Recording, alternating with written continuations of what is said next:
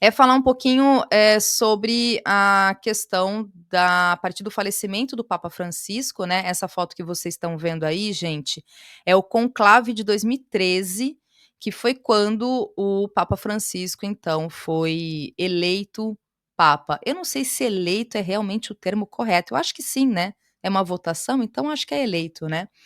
Então em 2013, pra gente entender um pouco mais sobre os ritos que devem acontecer a partir então do todo o processo de sepultamento, também do velório e do funeral do, Jorge Mário Bergoglio, o nosso Papa Francisco. Todo mundo que é legal achava o Papa legal, né, gente, vamos combinar?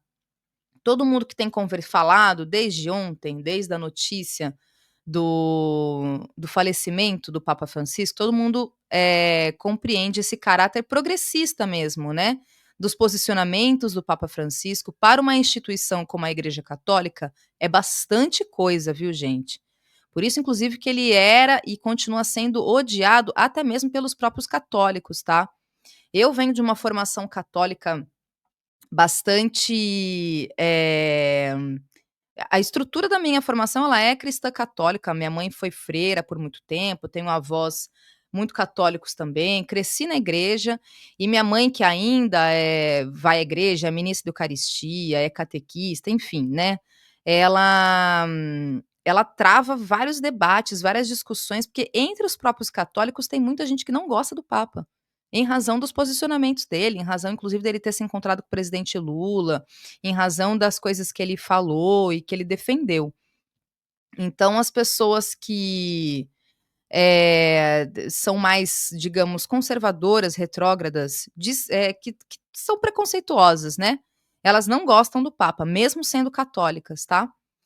E o que a gente tem então, só algumas informações de como vai ser esse conclave, né, o que que a gente tem é basicamente que vão ser reunidos 135 cardeais, que vão chegar de 71 países, e 80% inclusive desses 135, eles foram escolhidos pelo próprio Papa Francisco, tá. Então ele organizou aí, pra que de repente, o que se especula é que possa vir a ser, algum papa ligado ao grupo do Papa Francisco.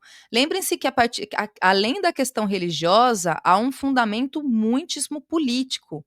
O Papa, ele, para além de ser o líder da Igreja Católica Apostólica Romana, ele é um chefe de Estado. O Vaticano é um Estado. Então, há toda uma tratativa política também. Aliás, eu quero até conversar com a Rose, sobre essa influência mesmo, né.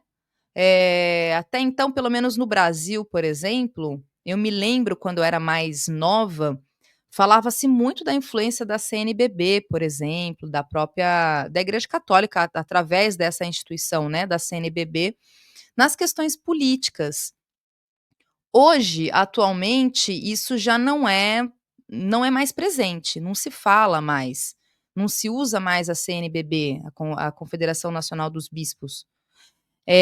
Mas tinha essa influência bastante presente. Hoje o que a gente tem mesmo de líder religioso e, digamos, político, que está aí nas nossas pautas e nas nossas discussões, é o próprio, digamos, Padre Júlio Lancelotti, né, com todas as batalhas que ele enfrenta, um padre que, na minha avaliação, de fato vivencia o evangelho, né, como diz minha mãe, que é a minha melhor referência cristã, mais do que saber ler o evangelho é ter que viver o evangelho, né, a partir então dos referenciais cristãos mesmo, de quem acredita na Bíblia.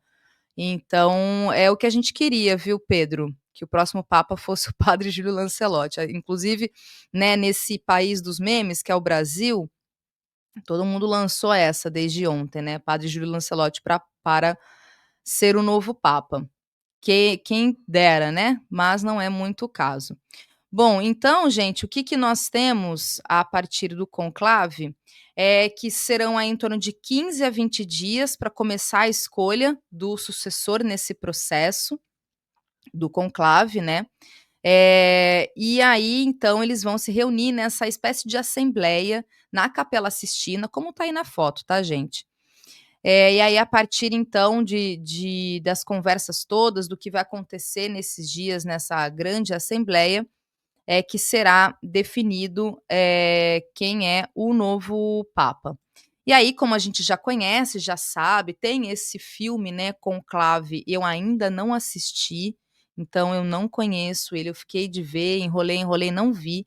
Não tem ele, tem, outros filmes também que tratam um pouco desse tema, né. Tem um já mais antigo, que é, enfim, que não é tão, digamos, ele é muito mais fictício, né, que é baseado nos livros do Dan Brown, aquele livro sobre os papas. Esse filme eu assisti. Como é que chama, gente? É é um filme que fala sobre essa questão da escolha dos papas também, mas há outros filmes também. Eu vi a galera que é do cinema indicando vários outros filmes, além desse mais novo, o Conclave. Obrigada. O Código Anjos e Demônios. Obrigado, Wilson. Anjos e Demônios. Esse eu li o livro quando eu era adolescente e assisti o filme também. É um filme, digamos, mais bobo, né? Assim, mais fantasioso, eu diria. Não tanto quanto o Conclave, a partir do que eu li da sinopse, né? Do enredo do Conclave, porque o Conclave eu ainda não assisti. Mas Anjos e Demônios é porque é do livro do Dan Brown, que ficou muito famoso com o Código da Vinci, então tem esse filme também. Mas ele é mais fantasioso. E Os Dois Papas, que é do cineasta brasileiro esse, né. Esse também não é tão antigo assim. E aí, gente, o que nós temos então, eu tô falando tudo isso para lembrá-los que há todo aquele processo em que, os funcionários, então, eles queimam as cédulas de votação com produtos químicos para poder sair aquela fumaça branca e assim, informar as pessoas que o novo papa, ele foi eleito. E aí tem todo o processo, quando a fumaça preta, dizendo que a votação ainda está inconclusiva, então há todo um rito, né, um rito mesmo na escolha desse novo papa. Red York trazendo uma informação importante, tem muita gente comentando sobre isso, é o retrocesso inclusive do João Paulo II, em particular para o Brasil, né, em particular para o Brasil. Que existia esse projeto, eh, aqui do catolicismo brasileiro, da Igreja Católica, sobre as comunidades de base, as comunidades eclesiais de base, e o João Paulo II, com o apoio da Rede Globo, inclusive. A Rede Globo, gente, ela, para quem acompanhou ao longo dos 27 anos de papado do João Paulo II, ela lambia o João Paulo II, assim, de uma maneira, né, porque, faz parte de todo um projeto mesmo, né, que é parte, inclusive, da trajetória da Rede Globo, de retroceder, de manter esse país sob esse estado de atraso. Então o João Paulo II, ele era, assim, ovacionado pela Rede Globo. Eu bem me lembro disso, assim, a cobertura em relação ao Papa João Paulo II pela Rede Globo era assim, algo, eh que dava muito para se perceber o quanto bem lembrado, Red York, e a teologia da libertação também. Que mais aqui, gente, eu queria falar, sobre esse caso, são esses possíveis, e agora é isso também, tá. Eu fui olhando ao longo do dia e eu trouxe aqui alguns nomes que estão sendo, colocados aí como os possíveis novos papas, né, os favoritos, mas assim, não são só esses, tá, há outros também. Mas eu só separei alguns aqui de algumas, agências de notícia, de alguns jornais que vêm trazendo, então, essa especulação toda sobre quem será esse novo papa. O Pietro Parolin ou Parolin, ele é tido como moderado, ele é italiano, tem muita gente inclusive que diz que possivelmente o novo papa será italiano. Então ele, esse cardeal Pietro, ele é um dos cotados aí. Ele atuou como secretário de Estado, durante, né, o pontificado do Francisco, teve estreita colaboração, ele tem esse perfil considerado moderado, ou seja, menos progressista, em especial sobre as questões ligadas à comunidade LGBT. Ele comentou em 2015, o cardeal Pietro, sobre a legalização do casamento entre pessoas do mesmo sexo na Irlanda e classificou como um fato como derrota para a humanidade. E, no último sábado, ele esteve em reunião com o vice-presidente dos Estados Unidos, e tem conversado também, inclusive com líderes dos Estados Unidos. Inclusive, gente, tem um cotado também que é estadunidense, tá? Eu vou trazer ele aqui para vocês. Tem um outro candidato também, que é o filipino, o Luiz Antônio Tagle. Ele Oi, Rose, boa noite para você, minha querida. Eu vou terminar aqui e eu já te chamo, tá? A Rose já tá aqui com a gente, viu, pessoal? Deixa eu só colocar aqui alguns cotados para ser o novo Papa e a gente já começa a nossa conversa. O filipino, então, o cardeal Luiz Antônio Tagle, ele é um nome forte, inclusive nós aqui brasileiros, todos estamos torcendo, né, por ele.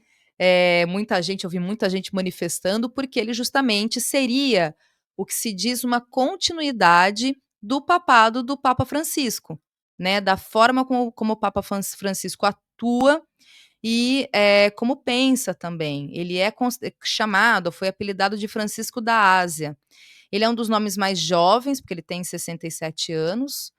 Ele foi nomeado pelo Bento XVI em 2012, e ele tem uma postura, assim como o Papa Francisco teve, em relação à inclusão de fiéis LGBTs e também de pessoas divorciadas. Olha que instituição, assim, tão atrasada, digamos, em relação a coisas. O divórcio, gente, que é algo já tão resolvido, digamos, né, na nossa sociedade como um todo, ainda é um grande tabu. Vocês sabiam que pessoas divorciadas, elas não podem comungar?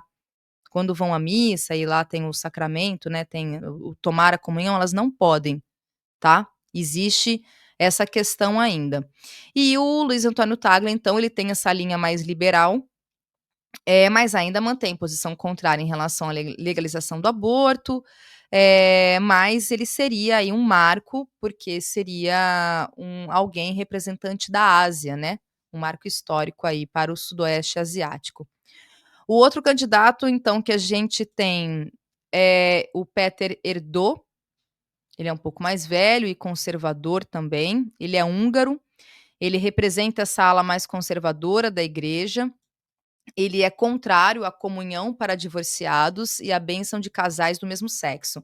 Uma outra coisa importante que eu vi muita gente confundindo, gente, o Papa Francisco não é que ele aceitou, acatou, concorda com o casamento de pessoas LGBTs, tá? O casamento é um matrimônio muito arraigado, muito presente, muito importante para a Igreja Católica, e na verdade o que ele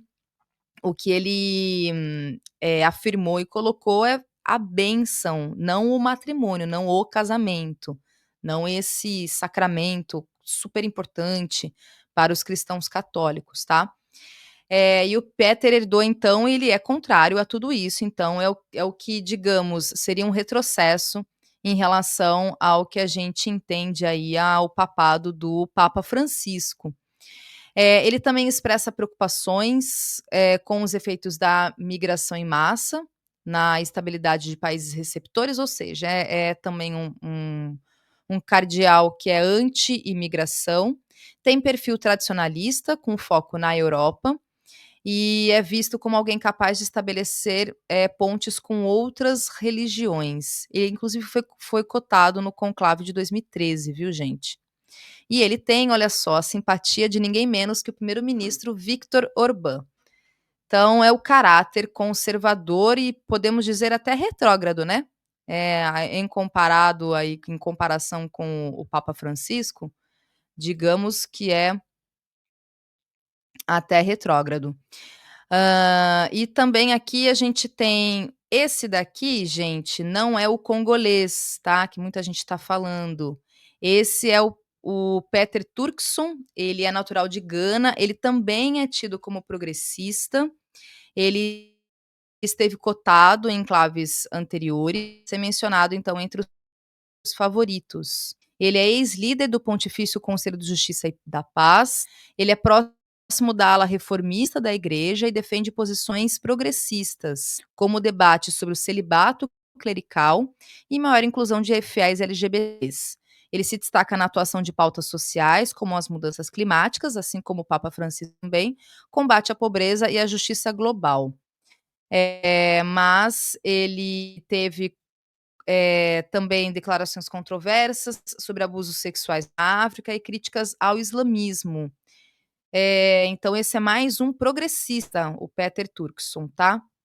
E aí a gente tem mais um que é esse é o italiano também, o Pier Battista Pizzaballa, ele é latino de Jerusalém, atual patriarca latino de Jerusalém. Ele é responsável pela Igreja Católica em Israel, Palestina, Jordânia e Chipre. Tem mais de 30 anos de atuação nesses locais, na chamada Terra Santa. Ele fala hebraico, mantém atuais diálogos com Hamas, por questão de necessidade, segundo ele.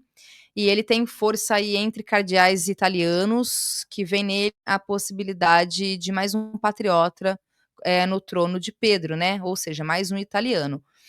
E aí a gente tem, então, o francês, que é esse Jean-Marc Avellini, o arcebispo de Marseille. Ele é conhecido como o João 23, João 24, na verdade, né, em referência ao João 23, que é o Papa reformador de rosto redondo dos anos 1960. Ele é conhecido por sua natureza simples e descontraída, com facilidade para fazer piadas e proximidade ideológica com Francisco, especialmente em relação à imigração e relações com o mundo muçulmano. É também considerado um intelectual doutorado em teologia e graduação em filosofia. Ele nasceu na Argélia, em uma família de imigrantes espanhóis que se mudaram para a Espanha após a independência da Argélia. Acho que talvez por isso ele tenha esse posicionamento em relação à imigração, né, gente? E aí o estadunidense que eu falei para vocês, o Joseph Tobin, seria o primeiro papa estadunidense. Mas esse é o que tem a menor possibilidade, tá? É o menos provável, mas também é um dos considerados aí possíveis indicados. E tem outros também, viu, gente? Esses são só alguns aqui que eu coloquei para vocês. O congolês, que desde ontem muita gente estava falando, ele é o cardeal Fridolin Ambongo Bezungu. Ele é arcebispo de Kinshasa, capital da República Democrática do Congo, e ele tem, então, posições ambientalistas fortemente anticoloniais, mas se posiciona contra a bênção de casais do mesmo sexo. É esse que muita gente, desde ontem, ficou comentando. É um papa negro, mas ele tem essa posição anti-LGBTs, etc. Enfim, são essas contradições todas. Lembrem-se que nós estamos falando de uma instituição altamente conservadora, com todo o histórico que nós conhecemos. Por isso, inclusive, que o Papa Francisco ele se destacou ao longo da sua liderança frente à igreja, né, em relação aos seus posicionamentos todos. E o que fica aí, digamos, de legado para nós agora é entendermos se haverá um retrocesso em relação a esse novo Papa, que deve aí no começo de maio ser nomeado, ou então uma continuidade. A ver.